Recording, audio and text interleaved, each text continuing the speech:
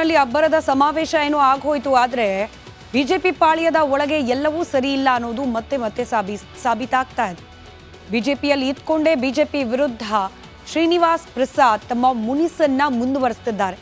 ಅದನ್ನ ಎನ್ಕ್ಯಾಶ್ ಮಾಡಿಕೊಳ್ಳೋದಕ್ಕೆ ಕಾಂಗ್ರೆಸ್ ಕೂಡ ಮುಂದಾಗ್ತಾ ಇದೆ. ಸ್ವತಃ ಮುಖ್ಯಮಂತ್ರಿ ಸಿದ್ದರಾಮಯ್ಯನವರೇ ಮೊನ್ನೆಯಷ್ಟೇ ಶ್ರೀನಿವಾಸ್ ಪ್ರಸಾದ್ ಅವರ ನಿವಾಸಕ್ಕೆ ಭೇಟಿ ಕೊಟ್ಟಿದ್ರು, ಮಾತುಕತೆ ನಡೆಸಿದ್ರು, ಹಳೆ ಗೆಳೆಯನ ಜೊತೆ ಉಭಯ ಕುಶಲೋಪರಿಯನ್ನ ಕೂಡ ವಿಚಾರಿಸಿದ್ರು. ರಾಜಕೀಯ ಏನೇ ಇದ್ರೂ ಕೂಡ ಸ್ನೇಹ ಎಲ್ಲಕ್ಕಿಂತ ದೊಡ್ಡದು ಅನ್ನೋ ಸಂದೇಶವನ್ನ ಕೊಟ್ಟಿದ್ರು. ನಡುವೆ ಶ್ರೀನಿವಾಸ್ ಪ್ರಸಾದ್ ಅವರ ಅಳಿಯ ಕಾಂಗ್ರೆಸ್ ಸೇರ್ಪಡೆಗೊಂಡಿದ್ದ ಪ್ರತ್ಯೇಕ ಬೆಳವಣಿಗೆ ಬೇರೆ ನಡೆದು ಹೋಯಿತು. ಇದೆಲ್ಲದರ ಜೊತೆಗೆ ರಾಜಕೀಯ ಲೆಕ್ಕಾಚಾರ ಕೂಡ ಸಿದ್ದರಾಮಯ್ಯ ಅವರ ಭೇಟಿ ಹಿಂದೆ ಇದ್ದಂತೆ ಕಾಣ್ತಾ ಇತ್ತು. ಈಗ ಅದೇ ಶ್ರೀನಿವಾಸ್ ಪ್ರಸಾದ್ ಅವರ ಮುನಿಸನ್ನ ತಣಿಸೋಕೆ ಇವತ್ತು ಯಡಿಯೂರಪ್ಪನವರು ಎಂಟ್ರಿ ಕೊಟ್ಟರು. ಮೈಸೂರಿನ ಜಯಲಕ್ಷ್ಮೀಪುರಂ ನಿವಾಸಕ್ಕೆ ಭೇಟಿ ಕೊಟ್ಟರು, ಮಾತನಾಡಿದ್ರು, ಮೋದಿಯವರ ಸಮಾವೇಶಕ್ಕೆ ಬನ್ನಿ ಅಂತ ಹೇಳಿ ಆಹ್ವಾನವನ್ನು ಕೂಡ ನೀಡಿದ್ರು. ಆದರೆ ಕಾಲ್ನೋವು ಅನ್ನೋ ಸಮಸ್ಯೆಯನ್ನು ಹೇಳಿ ಶ್ರೀನಿವಾಸ್ ಪ್ರಸಾದ್ ಅವರು ಸಮಾವೇಶದಿಂದ ದೂರಾನೇ ಉಳಿದ್ರು. ಯಡಿಯೂರಪ್ಪನವರು ಬಹಳ ಕಾನ್ಫಿಡೆಂಟಾಗಿ ಹೇಳ್ತಿದ್ರು ಶ್ರೀನಿವಾಸ್ ಪ್ರಸಾದ್ ಅವರ ಭೇಟಿ ನಂತರದಲ್ಲಿ, ಇಲ್ಲ ಅವ್ರು ಹೇಳಿದ್ರು ಅನಾರೋಗ್ಯ ಅಂತ ಹೇಳಿ, ಆದರೂ ಕೂಡ ನಾನು ಹೇಳಿದ್ದೀನಿ, ನೀವು ಬಂದು ಭಾಷಣ ಮಾಡಿದ್ರು ಪರವಾಗಿಲ್ಲ, ಬಂದು ಒಂದು 5 ನಿಮಿಷ ಇದ್ದು ಹೋಗಿ ಮೋದಿ ಕಾರ್ಯಕ್ರಮದಲ್ಲಿ ಅಂತ ಹೇಳಿ, ಅವ್ರು ಬರ್ತಾರೆ ಅನ್ನೋ ವಿಶ್ವಾಸ ಇದೆ ಅಂತ ಹೇಳಿ ಯಡಿಯೂರಪ್ಪನವ್ರು ಹೇಳಿದ್ರು. ಆದರೆ ಯಡಿಯೂರಪ್ಪನವರ ವಿಶ್ವಾಸ ಹುಸಿಯಾಗಿದೆ. ಶ್ರೀನಿವಾಸ್ ಪ್ರಸಾದ್ ಅವರು ಇವತ್ತಿನ ಮೈಸೂರಿನ ಸಮಾವೇಶದಿಂದ ದೂರವೇ ಉಳಿದಿದ್ದಾರೆ. ರಾಜಕೀಯದಿಂದ, ಅದರಲ್ಲೂ ಆಕ್ಟಿವ್ ಚುನಾವಣಾ ರಾಜಕೀಯದಿಂದ ಅಂತರವನ್ನು ಕಾಯ್ದುಕೊಂಡಿದ್ದಾರೆ ಶ್ರೀನಿವಾಸ್ ಪ್ರಸಾದ್ ಅವರು. ಈಗಾಗಲೇ ಹಾಲಿ ಸಂಸದರು ಕೂಡ ಇದ್ರೂ ಕೂಡ ಮತ್ತೊಂದು ಅವಧಿಗೆ ಟಿಕೆಟ್ ಬೇಡ ಅಂತ ಹೇಳಿ ನಿವೃತ್ತಿಯನ್ನ ಕೂಡ ಘೋಷಣೆ ಮಾಡಿದ್ದಾರೆ ಶ್ರೀನಿವಾಸ್ ಪ್ರಸಾದ್ ಅವರು. ಮೈಸೂರು ಚಾಮರಾಜನಗರದಲ್ಲಿ ಅವರ ಪ್ರಾಬಲ್ಯ ಈಗಲೂ ಕೂಡ ಇದ್ದೇ ಇದೆ. ಒಂದು ಹಂತಕ್ಕೆ ಇದನ್ನ ಮನಗಂಡೇನೆ ಕಾಂಗ್ರೆಸ್ ಹಾಗೆ ಬಿಜೆಪಿ ನಾಯಕರು ಶ್ರೀನಿವಾಸ್ ಪ್ರಸಾದ್ ಅವರ ವಿಶ್ವಾಸವನ್ನ ಗಳಿಸಿಕೊಳ್ಳುವ ಪ್ರಯತ್ನವನ್ನ ಸತತವಾಗಿ ಮಾಡ್ತಿದ್ದಾರೆ. ಜೂನ್ 2016ರಲ್ಲಿ ಸಿದ್ದರಾಮಯ್ಯ ಸಂಪುಟ ಪುನರ್ರಚನೆ ಸಂದರ್ಭದಲ್ಲಿ ಶ್ರೀನಿವಾಸ್ ಪ್ರಸಾದ್ ಅವರನ್ನ ಕೈ ಬಿಡಲಾಗಿತ್ತು. ಇದೇ ವಿಚಾರಕ್ಕೆ ಮುನಿಸ್ಕೊಂಡು ಕಾಂಗ್ರೆಸ್ನಿಂದ ಹೊರನಡೆದು ಕಮಲ ಪಾಳೆಯದ ಜೊತೆಯಲ್ಲಿ ಕೈ ಜೋಡಿಸಿದ್ರು ಶ್ರೀನಿವಾಸ್ ಪ್ರಸಾದ್. ಹೊಸ ಗೆಳೆತನ ವಿತ್ ಹಳೆ ಗೆಳೆಯ ಅನ್ನೋ ರೀತಿಯಲ್ಲಿ ಯಾವ ರೀತಿ ಇದನ್ನ ಸರಿದೂಗಿಸ್ಕೊಂಡು ಹೋಗೋ ಪ್ರಯತ್ನವನ್ನ ಮಾಡಲಾಗ್ತಾ ಇದೆ ಅದನ್ನು ಕೂಡ ಗಮನಿಸ್ತಾ ಹೋಗೋಣ. ಬಿಜೆಪಿ ಜೊತೆ ಅಂತರವನ್ನ ಕಾಯ್ದುಕೊಂಡಿರೋದು ಶ್ರೀನಿವಾಸ್ ಪ್ರಸಾದ್ ಅವರು ಕಾಂಗ್ರೆಸ್ ಪಾಲಿಗೆ ಒಂದಷ್ಟು ಪಾಸಿಟಿವ್ ಆಗೋ ಸಾಧ್ಯತೆಗಳಿದೆಯಾ ಅನ್ನೋ ಲೆಕ್ಕಾಚಾರ ಕೈಪಾಳ್ಯದಲ್ಲಿ ನಡೀತಾ ಇದೆ. ಗೆಳೆಯನ ಮನೆಗೆ ಖುದ್ದು ಮುಖ್ಯಮಂತ್ರಿ ಸಿದ್ದರಾಮಯ್ಯ ಅವರೇ ಭೇಟಿ ಕೊಟ್ಬಿಟ್ರು, ಅವರನ್ನ ಮನವೊಲಿಸೋ ಪ್ರಯತ್ನವನ್ನ ಮಾಡಿದ್ರು.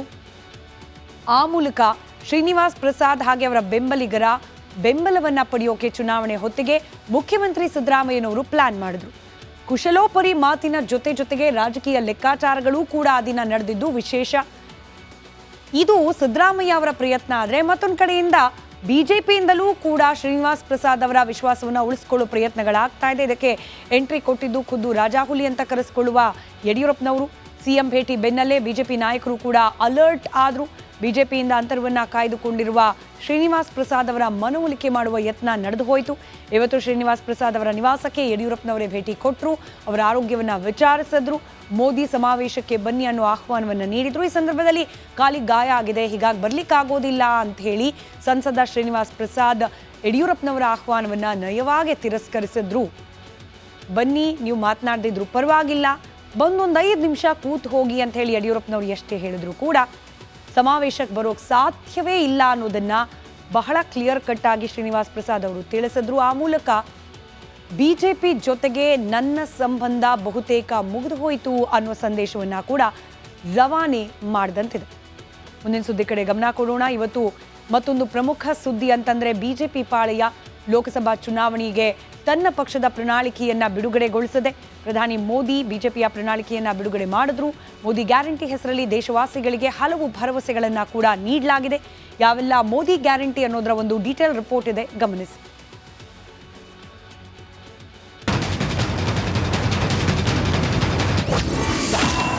ಲೋಕಸಭಾ ಸಮರಕ್ಕೆ ಬಿಜೆಪಿ ಸಂಕಲ್ಪ ಪತ್ರ. ಮೋದಿ ಗ್ಯಾರಂಟಿ ಹೆಸರಿನಲ್ಲಿ ಕೇಸರಿ ರಣವೀಳ್ಯ. ಲೋಕಸಭಾ ಚುನಾವಣೆಗೆ ರಣಕಹಳೆ ಮುಳುಗಿದೆ. ಇಂಡಿ ಒಕ್ಕೂಟ ನ್ಯಾಯ ಮಂತ್ರ ಜಪಿಸ್ತಾ ಇದ್ರೆ ಮೋದಿ ಗ್ಯಾರಂಟಿ ಮೂಲಕ ಕೇಸರಿ ಪಡೆ ರಣವೀಳ್ಯ ನೀಡಿದೆ.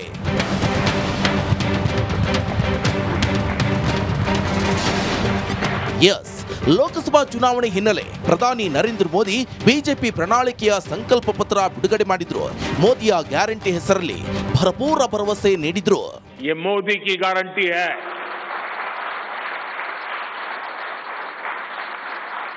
गरीबों को 4 करोड़ पक्के घर बनाकर दिए हैं।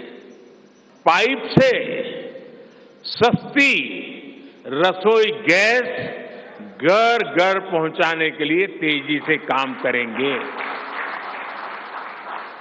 हमने करोड़ों गरीब परिवारों को मुफ्त बिजली कनेक्शन दिए। अब हम करोड़ों परिवारों का बिजली बिल जीरो करने और बिजली से कमाई के अवसर पैदा करने की दिशा में काम करेंगे. ದೆಹಲಿಯಲ್ಲಿ ಬಿಜೆಪಿ ಪ್ರಣಾಳಿಕೆ ರಿಲೀಸ್ ಆಗಿದ್ದೇ ತಡ ಅಶ್ವಮೇಧ ಕುದುರೆ ಏರಿದ ಪ್ರಧಾನಿ ಪ್ರಯಾಣ ಶುರುವಿಟ್ಟುಕೊಂಡ್ರು. ಮೊದಲು ಮಧ್ಯಪ್ರದೇಶದಲ್ಲಿ ಭರ್ಜರಿ ಸಮಾವೇಶ ನಡೆಸಿದ್ರು. ಅಲ್ಲಿಂದ ಕರ್ನಾಟಕದ ಕಡೆ ಮುಖ ಮಾಡಿದ ನಮೋಗೆ ರಾಜ್ಯದಲ್ಲಿ ಗ್ರ್ಯಾಂಡ್ ಎಂಟ್ರಿ ಸಿಕ್ಕಿತ್ತು.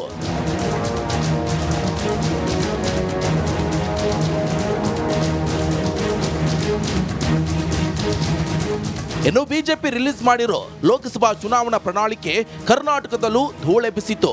ಬಿಜೆಪಿಗರು ಬೆಸ್ಟ್ ಅಂತಿದ್ರೆ ಕಾಂಗ್ರೆಸ್ಸಿಗರು ವೇಸ್ಟ್ ಅಂತಿದ್ರು. ಭಾರತೀಯ ಜನತಾ ಪಾರ್ಟಿಯ ಪ್ರಣಾಳಿಕೆಯನ್ನ, ಮ್ಯಾನಿಫೆಸ್ಟೋ, ಸಂಕಲ್ಪ ಪತ್ರವನ್ನ ದೇಶದ 97 ಕೋಟಿ ಮತದಾರರ ಮುಂದೆ ಇವತ್ತು ತೆರೆದಿಟ್ಟಿದ್ದಾರೆ.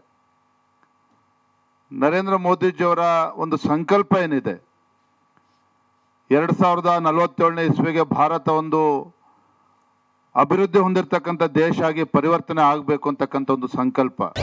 ಮೋದಿಯವರು ಪ್ರಣಾಳಿಕೆ ದಿನ ಬಿಡ್ತಾನೆ ಇದ್ದಾರೆ. ಅದೇ ಮೋದಿಯ ಸುಳ್ಳಿನ ಪ್ರಣಾಳಿಕೆ. ಈಗ ಏನು O3 ಅವರು O4 1000 ವರ್ಷಗಳ ಕಾಲ ಭಾರತ ಯಾವ ಗುರಿಯನ್ನು ತಲುಪಬೇಕು ಅನ್ನುವಂಥ ಒಂದು ಯೋಜನೆಯನ್ನು ಸಂಕಲ್ಪ ಪತ್ರದಲ್ಲಿ ಪ್ರಸ್ತಾಪಿಸಿದ್ದಾರೆ. ಒಟ್ನಲ್ಲಿ ದೇಶವಾಸಿಗಳಿಗೆ ಬಿಜೆಪಿ ಬಂಪರ್ ಪ್ರಣಾಳಿಕೆಯನ್ನೇ ನೀಡಿದೆ. ಯುವ, ಬಡವ, ರೈತ, ಮಹಿಳೆಯರನ್ನ ಗುರಿಯಾಗಿಸಿಕೊಳ್ಳಲಾಗಿದೆ. ಆ ಮೂಲಕ ಲೋಕಸಭಾ ಚುನಾವಣೆಯಲ್ಲಿ ತನ್ನ ಟಾರ್ಗೆಟ್ ಏನು ಅನ್ನೋದನ್ನ ಖಾತ್ರಿಪಡಿಸಿದೆ. Bureau report, republic Kannada, Bengaluru. Modi ಗ್ಯಾರಂಟಿಗಳ ಬಗ್ಗೆ ಮಾತನಾಡ್ತಾ ಇದ್ವಿ. ಕ್ವಿಕ್ ಆಗಿ ಗಮನಿಸ್ತಾ ಹೋಗೋಣ. ಮೋದಿ ಗ್ಯಾರಂಟಿ ಹೆಸರಲ್ಲಿ ಇವತ್ತು ಬಿಡುಗಡೆಯಾಗಿರುವ ಬಿಜೆಪಿಯ ಪ್ರಣಾಳಿಕೆಯಲ್ಲಿ ಯಾವೆಲ್ಲ ಭರವಸೆಯನ್ನ ನೀಡಲಾಗಿದೆ, ಮುಂದಿನ ಅವಧಿಗೂ ಕೂಡ ಬಿಜೆಪಿ ನೇತೃತ್ವದ NDA ಸರ್ಕಾರ ರಚನೆ ಆದರೆ ಏನೆಲ್ಲ ಮಾಡ್ತೀವಿ ಅನ್ನೋ ಭರವಸೆ ನೀಡಲಾಗಿದೆ. ಕ್ವಿಕ್ ಆಗಿ ಗಮನಿಸ್ತಾ ಹೋಗೋಣ. 1 ನೇಷನ್ 1 ಎಲೆಕ್ಷನ್, ಒಂದು ದೇಶ ಒಂದು ಚುನಾವಣೆ. ಕಳೆದ ಬಾರಿಯ ಚುನಾವಣೆ ಸಂದರ್ಭದಿಂದಲೂ ಕೂಡ ಬಿಜೆಪಿ ಇದನ್ನ ಬಹಳ ಪ್ರಮುಖವಾಗಿ ಪ್ರತಿಪಾದಿಸ್ತಾ ಬಂದಿದೆ. ಈ ಬಾರಿ ಅಧಿಕಾರ ಸಿಕ್ಕರೆ ಇದನ್ನ ಜಾರಿಗೆ ತಂದೇ ತರ್ತೀವಿ ಅನ್ನೋ ಭರವಸೆಯನ್ನ ನೀಡಲಾಗಿದೆ. ಇದರ ಜೊತೆಗೆ ಏಕರೂಪ ನಾಗರಿಕ ಸಂಹಿತೆ UCC ಇದಕ್ಕೆ ಸಂಬಂಧಪಟ್ಟಂತೆ ಈಗ ಆಲ್ರೆಡಿ ಸಿದ್ಧತೆಗಳನ್ನ ಮಾಡಿಕೊಳ್ಳಲಾಗ್ತಾ ಇದೆ. ಇದನ್ನ ಅನುಷ್ಠಾನಕ್ಕೆ ತರ್ತೀವಿ ಅನ್ನೋ ಭರವಸೆ ನೀಡಲಾಗಿದೆ. ಇದರ ಜೊತೆಗೆ ಕಡು ಬಡವರಿಗೆ ಉಚಿತವಾಗಿ LPG ನೀಡುವ ಯೋಜನೆಯನ್ನ ಮುಂದುವರಿಸಲಾಗುತ್ತೆ. ಪೈಪ್ಲೈನ್ ಮೂಲಕ ಕಡಿಮೆ ದುಡ್ಡಿನಲ್ಲಿ ಅಡುಗೆ ಅನಿಲ ಸರಬರಾಜು ಮಾಡಲಾಗುತ್ತೆ ಅನ್ನೋ ಭರವಸೆಯನ್ನು ನೀಡಲಾಗಿದೆ. ಇನ್ನು ಈಗ ಆಲ್ರೆಡಿ ಕೋವಿಡ್ ಸಂದರ್ಭದಿಂದ ನೀಡಲಾಗ್ತಾ ಇರುವ ಉಚಿತ ಪಡಿತರ ಮುಂದಿನ 5 ವರ್ಷಗಳ ಕಾಲ ಅದನ್ನ ಮುಂದುವರಿಸಿಕೊಂಡು ಹೋಗಲಾಗುತ್ತೆ ಅಂತ ಕೂಡ ಭರವಸೆಯನ್ನ ನೀಡಲಾಗಿದೆ. ಇದರ ಜೊತೆಗೆ ಉಚಿತ ವಿದ್ಯುತ್, ಅದರಲ್ಲೂ ಸೂರ್ಯಘರ್ ಯೋಜನೆಯ ಅಡಿಯಲ್ಲಿ ಉಚಿತವಾಗಿ ಕರೆಂಟನ್ನ ಪಡ್ಕೊಳ್ಳೋದು ಅಲ್ಲದೆ ಎಕ್ಸಸ್ ಆಗಿ ಅಂದರೆ ತಮ್ಮ ಮನೆಯ ಬಳಕೆಗಿಂತ ಅಧಿಕವಾಗಿ ಉತ್ಪಾದನೆಯಾಗುವ ಸೌರಶಕ್ತಿ ಮೂಲಕ ಉತ್ಪಾದನೆಯಾಗುವ ವಿದ್ಯುತ್ತನ್ನು ಮಾರಾಟ ಮಾಡುವ ಮೂಲಕ ಹಣ ಗಳಿಕೆಗೆ ಮಾರ್ಗವನ್ನು ಕಂಡುಹಿಡಿಯೋ ರೀತಿಯ ವಾತಾವರಣವನ್ನ ನಿರ್ಮಾಣ ಮಾಡ್ತೀವಿ ಅನ್ನೋ ಭರವಸೆಯನ್ನ ನೀಡಲಾಗಿದೆ. ಹಾಗೆ ಈಗ ಆಲ್ರೆಡಿ ಚಾಲ್ತಿಯಲ್ಲಿರುವ ವಂದೇ ಭಾರತ್ ಟ್ರೈನ್ ಅದರ ಮಾರ್ಗಗಳನ್ನು ವಿಸ್ತರಣೆ ಮಾಡುವ ಭರವಸೆ. 4 ದಿಕ್ಕುಗಳಿಗೂ ಕೂಡ ಭಾರತದ 4 ದಿಕ್ಕುಗಳಿಗೂ ಕೂಡ ಬುಲೆಟ್ ಟ್ರೈನ್ ಸಂಚಾರ ಮಾಡುವ ವ್ಯವಸ್ಥೆಯನ್ನು ಜಾರಿಗೆ ತರಲಾಗುತ್ತೆ. ಬೀದಿ ಬದಿ ವ್ಯಾಪಾರಿಗಳಿಗೆ 50,000 ಸಾಲ, ಯಾವುದೇ ರೀತಿಯ ಶ್ಯೂರಿಟಿ ಇಲ್ಲದೆ ಹೋದರೂ ಕೂಡ ಸಾಲ ನೀಡುವ ಯೋಜನೆ. ಹಾಗೆ ಮುದ್ರಾ ಯೋಜನೆ ಅಡಿಯಲ್ಲಿ ಸದ್ಯಕ್ಕೆ 10 ಲಕ್ಷದವರೆಗೆ ಸಾಲ ನೀಡಲಾಗ್ತಾ ಇದೆ. ಅದನ್ನು ದುಪ್ಪಟ್ಟು ಮಾಡುವ ಭರವಸೆ, 20 ಲಕ್ಷದವರೆಗೆ ಸಾಲವನ್ನು ನೀಡುವ ಭರವಸೆಯನ್ನು ನೀಡಲಾಗಿದೆ. ದಿವ್ಯಾಂಗರಿಗೆ ಆವಾಸ್ ಅಡಿ ಉಚಿತ ಮನೆಗಳನ್ನು ನೀಡುವ ಭರವಸೆಯನ್ನು ಕೂಡ ನೀಡಲಾಗಿದೆ. ಇದು ಹೈಲೈಟ್ಸ್ ಅಷ್ಟೇ. ಇನ್ನು ಅನೇಕ ಭರವಸೆಗಳನ್ನು ಸರಿಸುಮಾರು 76 ಪುಟಗಳ ಪ್ರಣಾಳಿಕೆಯ ಭಾಗವಾಗಿ ಬಿಜೆಪಿ ನೀಡಿದೆ. ಕ್ವಿಕ್ಕಾಗಿ ಕಂಪೇರ್ ಮಾಡ್ತಾ ಹೋಗೋಣ. ಕಾಂಗ್ರೆಸ್ನ ನ್ಯಾಯ್ ಗ್ಯಾರಂಟಿ, ಹಾಗೆ ಮತ್ತೊಂದು ಕಡೆಯಲ್ಲಿ ಮೋದಿ ಘೋಷಿಸಿರುವ ಜ್ಞಾನ್ ಗ್ಯಾರಂಟಿ. ನ್ಯಾಯ್ 5 ನ್ಯಾಯಗಳ ಅಡಿಯಲ್ಲಿ 25 ಗ್ಯಾರಂಟಿಗಳು. ಯಾನ್ ಅಂತಂದರೆ ಬಡವರು, ರೈತರು, ಮಹಿಳೆಯರು, ಯುವ ಶಕ್ತಿಯನ್ನು ಆಧಾರವಾಗಿಟ್ಕೊಂಡು ಬಿಜೆಪಿ ಘೋಷಣೆ ಮಾಡಿರುವ ಪ್ರಣಾಳಿಕೆ. ಕಂಪೇರ್ ಮಾಡ್ತಾ ಹೋಗೋಣ ಯಾವುದರಲ್ಲಿ ಯಾವೆಲ್ಲ ರೀತಿಯಾದ ಗ್ಯಾರಂಟಿಯನ್ನು ಘೋಷಣೆ ಮಾಡಲಾಗಿದೆ ಅಂತ ಹೇಳಿ. ಮೋದಿ ಗ್ಯಾರಂಟಿಯಲ್ಲಿ ರೈತರು, ಮಹಿಳೆಯರು, ಯುವಕರು, ಬಡವರ ಸರ್ವಾಂಗೀಣ ಅಭಿವೃದ್ಧಿಯ ಭರವಸೆಯನ್ನು ನೀಡಲಾಗಿದೆ. ಇನ್ನು ಕಾಂಗ್ರೆಸ್ನಲ್ಲಿ ಎಲ್ಲ ರಾಜ್ಯಗಳಲ್ಲೂ ಕೂಡ ಜಾತಿ ಗಣತಿಯನ್ನು ಮಾಡಲಾಗುತ್ತೆ ಅನ್ನೋ ಭರವಸೆಯನ್ನು ನೀಡಲಾಗಿದೆ. ಇನ್ನು ಬಿಜೆಪಿಯ ಗ್ಯಾರಂಟಿಯಲ್ಲಿ ಯುವಕರ ಸಬಲೀಕರಣ ಹಾಗೆ ಯುವಕರಿಗೆ ಉದ್ಯೋಗ ಅವಕಾಶವನ್ನು ಸೃಷ್ಟಿ ಮಾಡುವ ಭರವಸೆಯನ್ನು ನೀಡಲಾಗಿದ್ದರೆ, ಕಾಂಗ್ರೆಸ್ನ ಯುವ ನ್ಯಾಯ ಅಡಿಯಲ್ಲಿ ವರ್ಷಕ್ಕೆ 1 ಲಕ್ಷ ರೂಪಾಯಿ ನಿರುದ್ಯೋಗಿ ಯುವಕರಿಗೆ ನೀಡುವ ಸ್ಟೈಫಂಡ್ ರೂಪದಲ್ಲಿ ನೀಡುವ ಭರವಸೆಯನ್ನು ನೀಡಲಾಗಿದೆ. ಮತ್ತೊಂದು ಕಡೆ ಮೋದಿ ಗ್ಯಾರಂಟಿಯಲ್ಲಿ ಲಖ್ಪತಿ ದೀದಿ, 3 ಕೋಟಿ ಜನ ಲಖ್ಪತಿ ದೀದಿಗಳು ಮುಂದಿನ ದಿನಗಳಲ್ಲಿ ಕಾಣಲಿಕ್ಕೆ ಸಿಗ್ತಾರೆ ದೇಶದಲ್ಲಿ ಅನ್ನೋ ಗ್ಯಾರಂಟಿಯನ್ನು ನೀಡಿದರೆ, ನಾರಿ ನ್ಯಾಯ ಅಡಿಯಲ್ಲಿ ಕಾಂಗ್ರೆಸ್ 1 ವರ್ಷಕ್ಕೆ ಮಹಿಳೆಯರಿಗೆ 1 ಲಕ್ಷ ರೂಪಾಯಿ ಡೈರೆಕ್ಟ್ ಬ್ಯಾಂಕಿಗೆ ಹಣ ವರ್ಗಾವಣೆ ಮಾಡುವ ಯೋಜನೆಯನ್ನ, ಮಹಾಲಕ್ಷ್ಮಿ ಅನ್ನೋ ಯೋಜನೆಯನ್ನ ಜಾರಿಗೆ ತರುವ ಭರವಸೆಯನ್ನ ನೀಡಲಾಗಿದೆ. ಮತ್ತೊಂದು ಕಡೆಯಲ್ಲಿ ಉಚಿತ ಸೌರ ವಿದ್ಯುತ್ ಹಾಗೆ ರೇಷನ್, ಗ್ಯಾಸ್, ವಿಮೆ ಭರವಸೆಯನ್ನ ಬಿಜೆಪಿ ನೀಡಿದರೆ, ಗರೀಬ್ ನ್ಯಾಯ್ ಅನ್ನೋ ಹೆಸರಲ್ಲಿ ಮಿನಿಮಮ್ ವೇಜ್, ಕನಿಷ್ಠ ವೇತನ 400 ರೂಪಾಯಿಗೆ ಏರಿಕೆ ಮಾಡುವ ಯೋಜನೆಯನ್ನ ಕಾಂಗ್ರೆಸ್ ಘೋಷಣೆ ಮಾಡಿದೆ. ಇನ್ನು ಆರೋಗ್ಯ ಕ್ಷೇತ್ರಕ್ಕೆ ಸಂಬಂಧಪಟ್ಟಂತೆ 25 ಲಕ್ಷ ನಗದು ರಹಿತ ವಿಮೆಯನ್ನ ನೀಡುವ ಭರವಸೆಯನ್ನ ಕಾಂಗ್ರೆಸ್ ನೀಡಿದರೆ, ಹಿರಿಯರಿಗೆ ಅದರಲ್ಲೂ 70 ವರ್ಷ ಮೀರಿದವರಿಗೂ ಕೂಡ ಆಯುಷ್ಮಾನ್ ಭಾರತ್ ಯೋಜನೆಯ ಅಡಿಯಲ್ಲಿ 5 ಲಕ್ಷದವರೆಗೂ ವೈದ್ಯಕೀಯ ಬಿಲ್ಲನ್ನು ಪಾವತಿ ಸರ್ಕಾರದ ಕಡೆಯಿಂದ ಮಾಡುವಂತಹ ಯೋಜನೆಯನ್ನು ಜಾರಿಗೆ ತರುವುದಾಗಿ ಬಿಜೆಪಿ ಘೋಷಿಸಿದೆ. ಮತ್ತೊಂದು ಕಡೆಯಲ್ಲಿ ನಿರುದ್ಯೋಗ ಸಮಸ್ಯೆಗೆ ಉತ್ತರವಾಗಿ ಭಾರತವನ್ನು ವಿಶ್ವ ದರ್ಜೆಗೆ ಉತ್ಪಾದನಾ ಕೇಂದ್ರವನ್ನಾಗಿ ಮಾಡುವ ಮೂಲಕ ಉದ್ಯೋಗಾವಕಾಶಗಳನ್ನು ಹೆಚ್ಚಿಗೆ ಮಾಡ್ತೀವಿ ಅನ್ನೋ ಭರವಸೆಯನ್ನು ಬಿಜೆಪಿ ನೀಡಿದರೆ, ಖಾಲಿ ಇರುವ 30 ಲಕ್ಷ ಹುದ್ದೆಗಳನ್ನು ಭರ್ತಿ ಮಾಡ್ತೀವಿ ಅಂತ ಹೇಳಿ ತನ್ನ ನ್ಯಾಯಪತ್ರದಲ್ಲಿ ಕಾಂಗ್ರೆಸ್ ಭರವಸೆಯನ್ನು ನೀಡಿದೆ. ಮತ್ತೊಂದು ಕಡೆ ಪೇಪರ್ ಲೀಕ್ ತಡೆಗೆ ಮತ್ತಷ್ಟು ಕಠಿಣವಾದ ಕಾನೂನು, ಪಾರದರ್ಶಕ ಪರೀಕ್ಷೆಗಳನ್ನು ನಡೆಸುವ ಭರವಸೆಯನ್ನು ಬಿಜೆಪಿ ನೀಡಿದರೆ, ಸರ್ಕಾರಿ ಪರೀಕ್ಷೆ, ಸರ್ಕಾರಿ ಹುದ್ದೆಗಳಿಗೆ ಅರ್ಜಿ ಶುಲ್ಕವನ್ನು ರದ್ದು ಮಾಡುವ ಭರವಸೆಯನ್ನು ಕಾಂಗ್ರೆಸ್ ನೀಡಿದೆ. ಇದರ ಜೊತೆಗೆ ಶೈಕ್ಷಣಿಕ ಸಾಲದ ಬಡ್ಡಿ ಸೇರಿದಂತೆ ಬಾಕಿ ಮೊತ್ತವನ್ನು ಮನ್ನಾ ಮಾಡುವ ಭರವಸೆಯನ್ನು ಕಾಂಗ್ರೆಸ್ ನೀಡಿದೆ. ಉನ್ನತ ಮಟ್ಟದ ಶಿಕ್ಷಣವೇ ಮೋದಿಯ ಗ್ಯಾರಂಟಿ ಅನ್ನೋದು ಬಿಜೆಪಿಯ ಪ್ರಣಾಳಿಕೆಯ ಭಾಗವಾಗಿದೆ. ಚುನಾವಣಾ ದೃಷ್ಟಿಯಿಂದ ಇವಿಎಂನಲ್ಲಿ ದಕ್ಷತೆಯನ್ನು ತರೋದು, ಮತಪತ್ರದಲ್ಲಿ ಪಾರದರ್ಶಕತೆಯನ್ನು ತರೋದು ಕಾಂಗ್ರೆಸ್ನ ಭರವಸೆಯಾದರೆ, ಉತ್ತಮ ಮತ್ತು ದಕ್ಷ ಆಡಳಿತದ ಗ್ಯಾರಂಟಿಯನ್ನು ಮೋದಿ ಗ್ಯಾರಂಟಿಯ ಭಾಗವಾಗಿ ಬಿಜೆಪಿ ನೀಡ್ತಾ ಇದೆ. ಕಾಂಗ್ರೆಸ್ ರೈತರ ಸಾಲ ಮನ್ನಾ ಮಾಡುವ ಬಗ್ಗೆ ಮಾತನಾಡಿದರೆ, ಇತ್ತ ಆತ್ಮನಿರ್ಭರ ರೈತ, ಬೆಂಬಲ ಬೆಲೆ ಏರಿಕೆ, ಕಿಸಾನ್ ಕ್ರೆಡಿಟ್ ಕಾರ್ಡ್ನ ಬಗ್ಗೆ ಬಿಜೆಪಿಯ ಪ್ರಣಾಳಿಕೆಯಲ್ಲಿ ಒಂದಷ್ಟು ಘೋಷಣೆಗಳನ್ನು ನೀಡಲಾಗಿದೆ. ಸದ್ಯಕ್ಕೆ 2 ರಾಷ್ಟ್ರೀಯ ಪಕ್ಷಗಳ